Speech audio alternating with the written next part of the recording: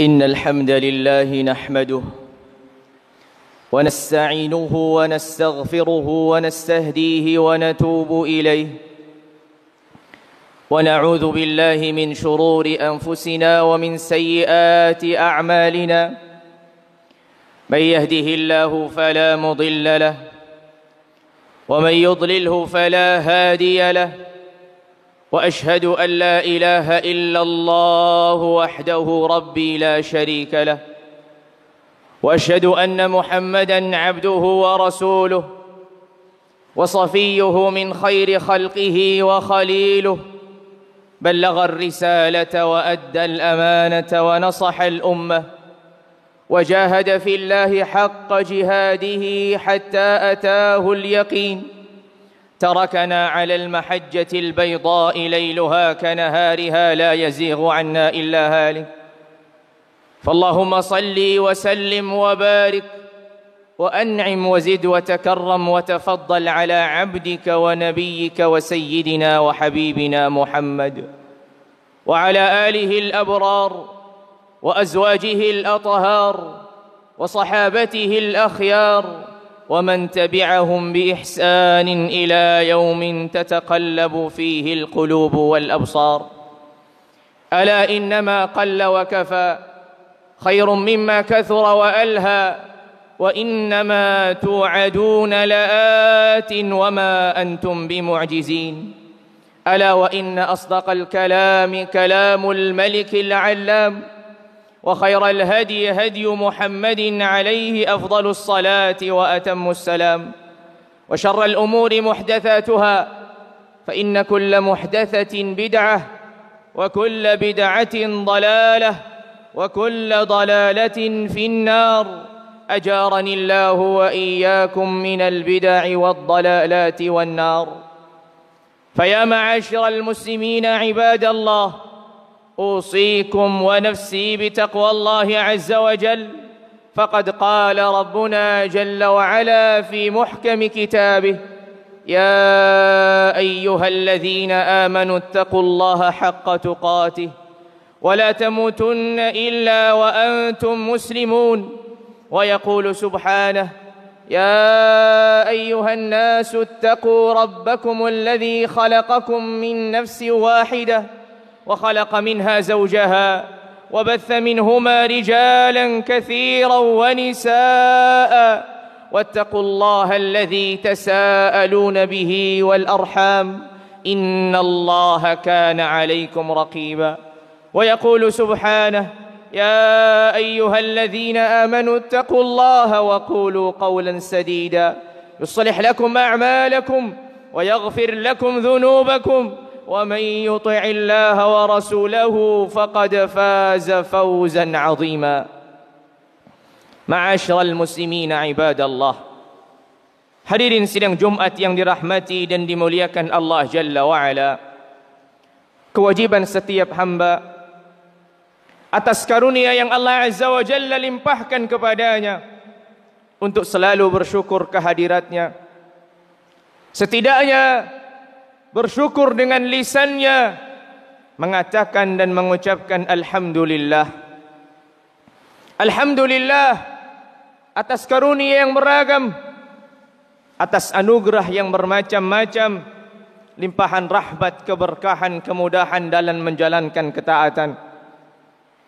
Kewajiban seorang hamba untuk bersyukur kehadirat Allah Azza wa Jalla dengan anggota tubuhnya, dengan seluruh anggota tubuhnya, termasuk dengan lisannya ketika ia mengucapkan Alhamdulillah. Salawat serta salam semoga dan selalu tercurahkan kehadirat Rasulullah sallallahu alaihi wa ala alihi wa sahabatihi wasallam.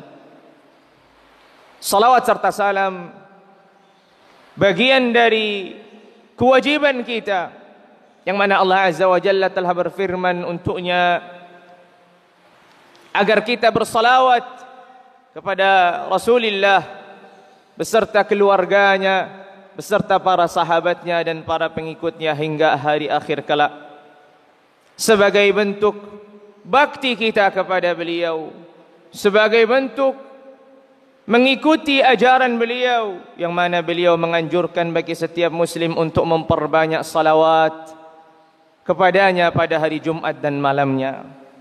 Ma'asyiral muslimina ibadallah, sesungguhnya Allah Azza wa Jalla berfirman, kitabun anzalnahu ilaika mubarakun liyadabbaru ayatih wa liyatadhakkara ulul albab.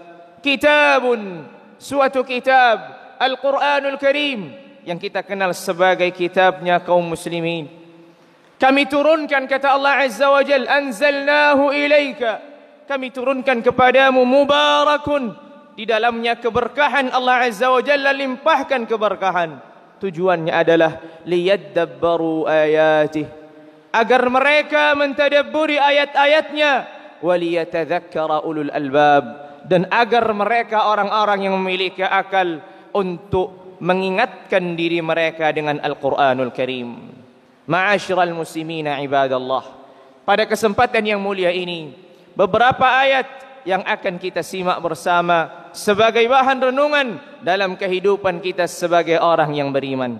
Kata Allah Azza wa Jalla, a'udzu billahi minasy syaithanir rajim, innama yu'minu bi ayatina alladhina idza dzukiru biha kharru sujada wa sabbahu bihamdi rabbihim wa hum la yastakbirun tatajafa junubuhum 'anil madaji'i yad'una rabbahum khawfan wa tama'an wa mimma razaqnahum yunfiqun fala ta'lamu nafsum ma ukhfiya lahum min qurrati a'yun jazaa'an bima kanu ya'malun.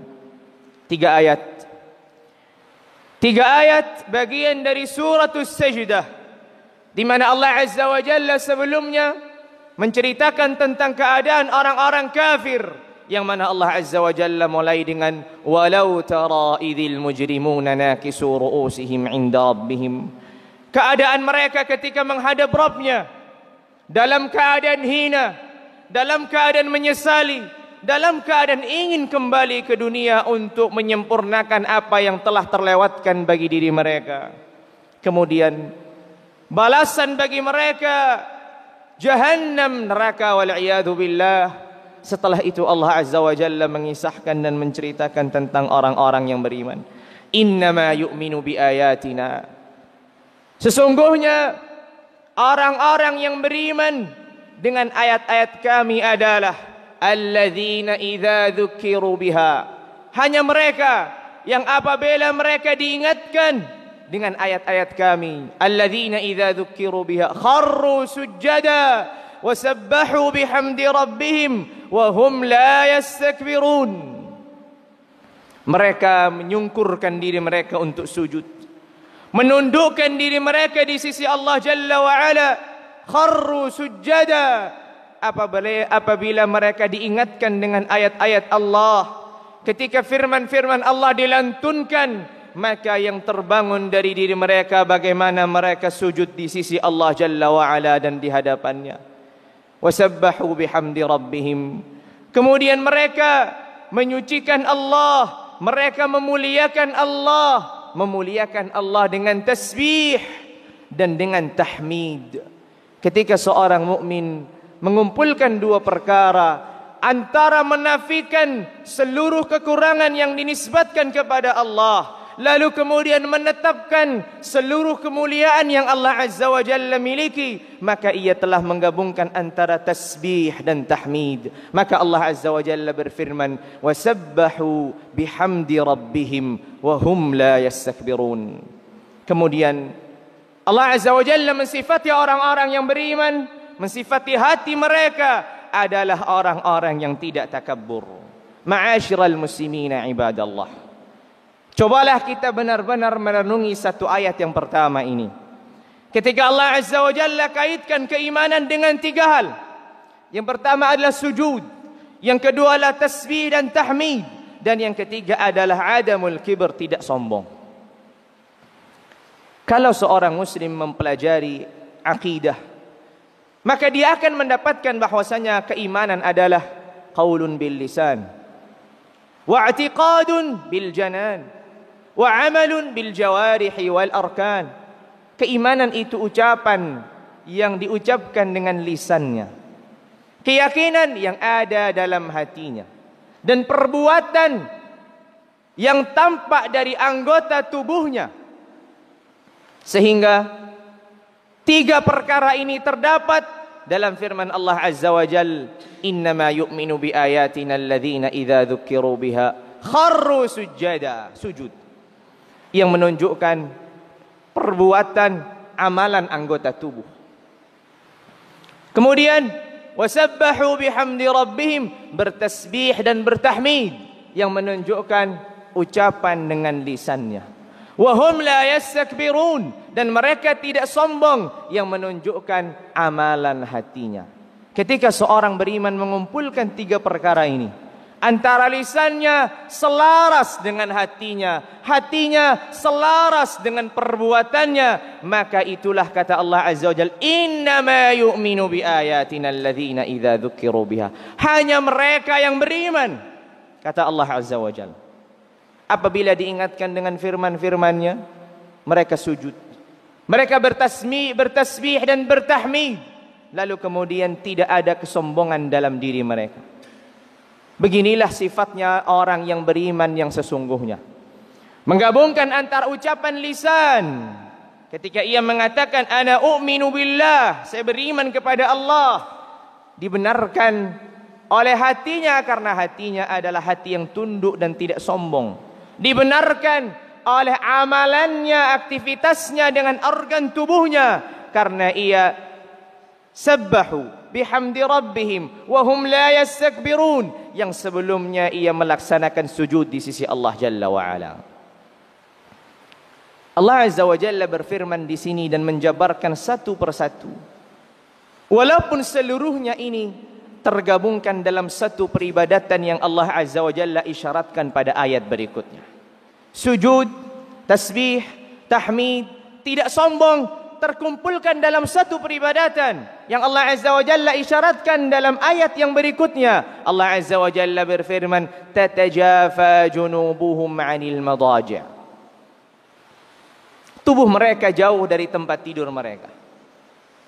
Tatajafa junubuhum 'anil madaji'. Tubuh mereka jauh dari tempat tidur mereka. Apa yang mereka lakukan? Yad'una rabbahum khaufan wa tama'a. Mereka berdoa kepada Rabb mereka dalam keadaan khaufan, dengan rasa takut dan rasa berharap. Kemudian wa mimma razaqnahum yunfiqun. Lalu kemudian mereka berinfak, bersedekah dengan apa-apa yang Allah Azza wa Jalla berikan kepada mereka. Ma'asyiral muslimina ibadallah. 2 ayat ini sebenarnya Allah Azza wa Jalla ingin menggabungkan 2 peribadatan yang mulia, yang memang selalu bersanding dalam beragam ayat dan bermacam-macam ayat, yaitu ketika Allah Azza wa Jalla selalu menyandingkan antara aqimus salata wa atuz zakah. Tegakkan salat, tunaikan zakat. Allah Azza wa Jalla di sini mengatakan yang serupa.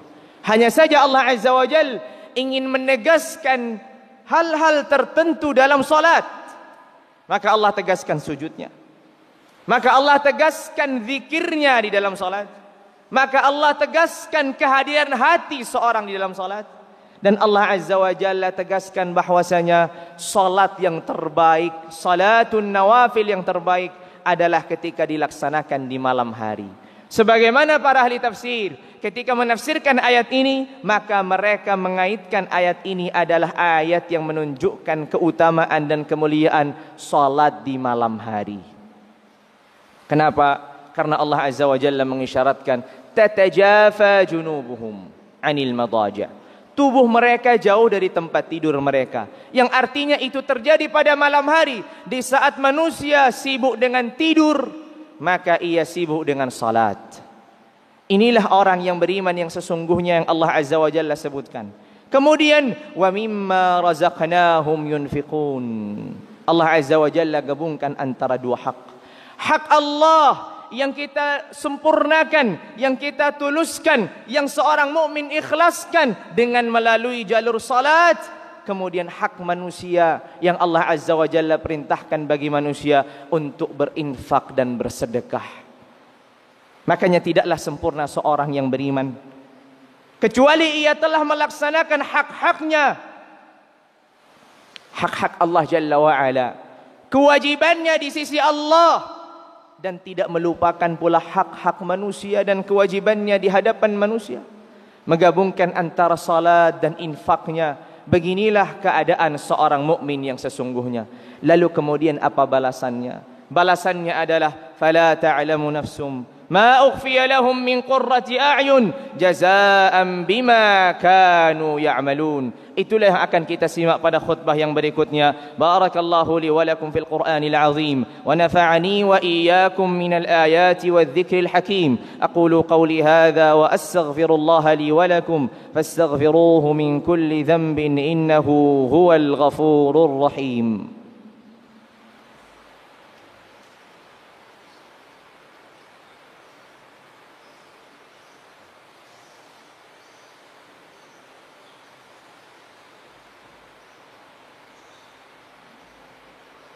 الحمد لله رب العالمين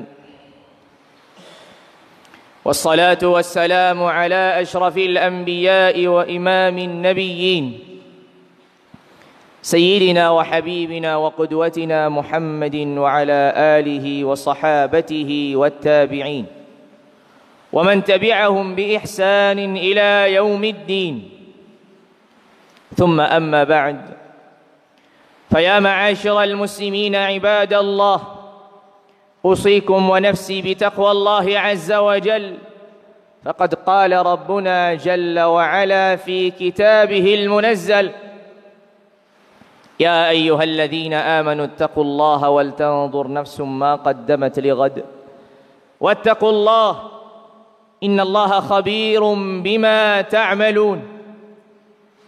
وقال سبحانه وَلَقَدْ وَصَّيْنَا الَّذِينَ أُوتُوا الْكِتَابَ مِنْ قَبْلِكُمْ وَإِيَّاكُمْ أَنِ اتَّقُوا اللَّهَ فَاتَّقُوا اللَّهَ عِبَادَ اللَّهِ. Hadirin sidang Jumat yang dirahmati dan dimuliakan Allah Jalla wa'ala.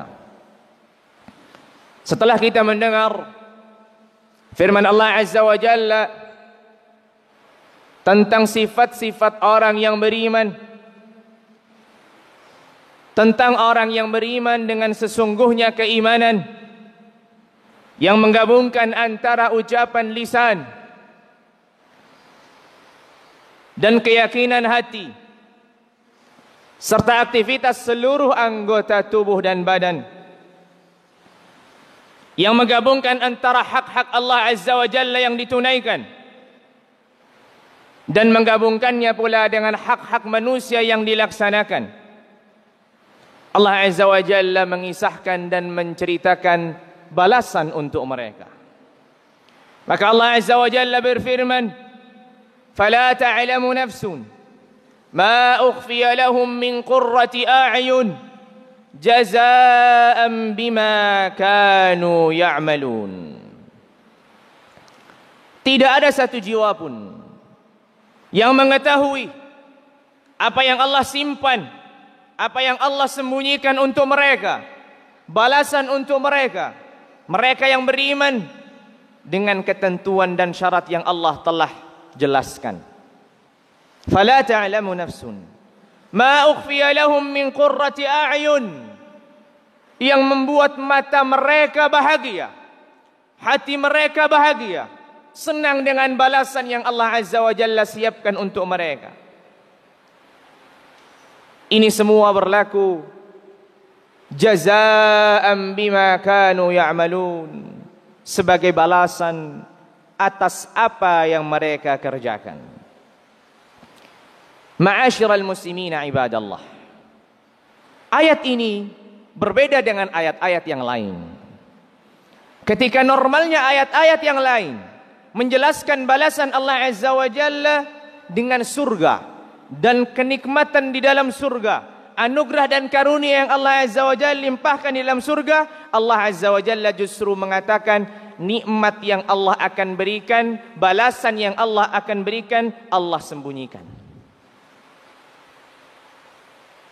Kita seluruhnya mengetahui bahawa yang dimaksud adalah surga. Kita mengetahui bahwasanya yang disembunyikan oleh Allah Azza wa Jalla, yang tidak Allah Azza wa Jalla jelaskan secara mendetail adalah surga. Namun mengapa Allah Azza wa Jalla menyembunyikan balasannya? Karena Allah Azza wa Jalla ingin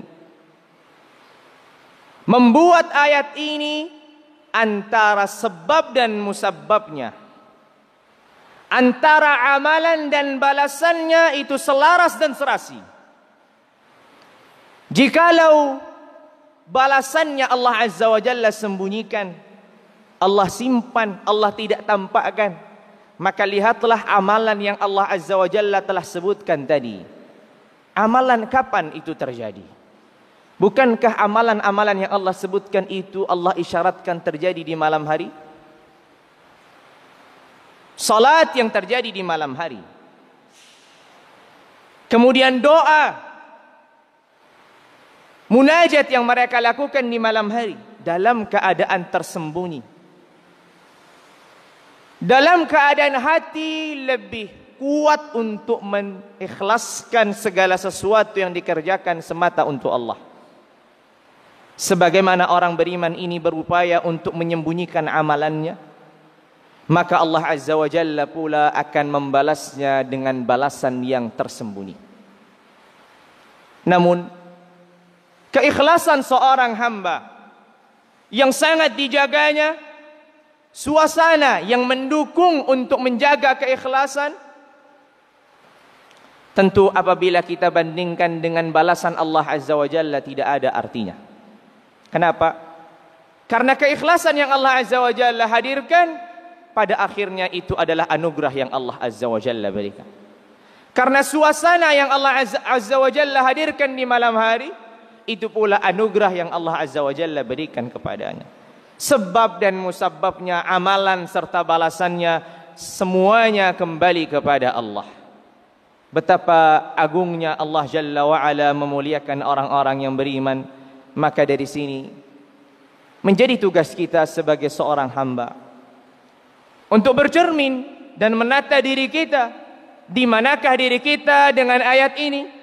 Apakah kita termasuk orang-orang yang diberikan janji oleh Allah Azza wa Jalla akan disembunyikan, akan disimpankan suatu balasan?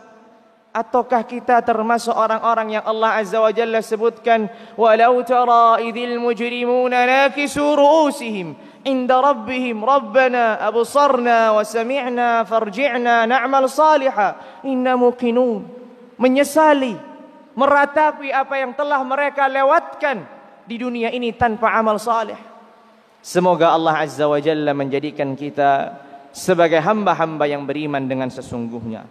Setelah kita mendengarkan firman-Nya, setelah kita mendengarkan janji balasan bagi orang-orang yang melakukan apa yang Allah Azza wa Jalla sifati untuk orang-orang beriman, semoga Allah Azza wa Jalla memberikan taufik dan hidayahnya kepada kita untuk sampai pada kedudukan dan maqam yang mulia yang Allah Azza wa Jalla berikan untuk sebagian manusia, tidak diberikan untuk seluruh manusia. Pada akhir khutbah ini Allah Azza wa Jalla berfirman sebagai penutup, Innallaha wa malaikatahu yusalluna 'alan nabi ya ayyuhalladzina amanu sallu 'alaihi wa sallimu taslima. Allahumma salli wa sallim wa barik wa an'im wa zid wa takarram wa tafaddal 'ala 'abdika wa nabiyyika wa sayyidina wa habibina Muhammad wa 'ala alihi al-athhar وأزواجه الأبرار وصحابته الأخيار ومن تبعهم بإحسان إلى يوم تتقلب فيه القلوب والأبصار. اللهم اغفر للمسلمين والمسلمات والمؤمنين والمؤمنات الأحياء منهم والأموات إنك سميع قريب مجيب الدعوات. اللهم اغفر لنا ذنوبنا واستر عيوبنا وكفر عنا سيئاتنا. اللهم اغفر لنا ما قدمنا وما أخرنا وما أسررنا وما أعلنا وما أنت أعلم به منا. أنت المقدم وأنت المؤخر وأنت على كل شيء قدير. اللهم إنا نسألك من الخير كله عاجله وآجله ما علمنا منه وما لم نعلم ونعوذ بك من الشر كله عاجله وآجله ما علمنا منه وما لم نعلم. اللهم إنا نسألك الجنة وما قرب إليها من قول أو عمل، ونعوذ بك من النار وما قرب إليها من قول أو عمل. اللهم إنا نسألك الهدى والتقى والعفاف والغنى. اللهم إنا نعوذ بك من البلاء والابتلاء والمحن والفتن ما ظهر منها وبطن. ربنا تقبل منا إنك أنت السميع العليم، وتب علينا إنك أنت التواب الرحيم. ربنا آتنا في الدنيا حسنة وفي الآخرة حسنة وقنا عذاب النار. وآخر دعوانا أن الحمد لله رب العالمين.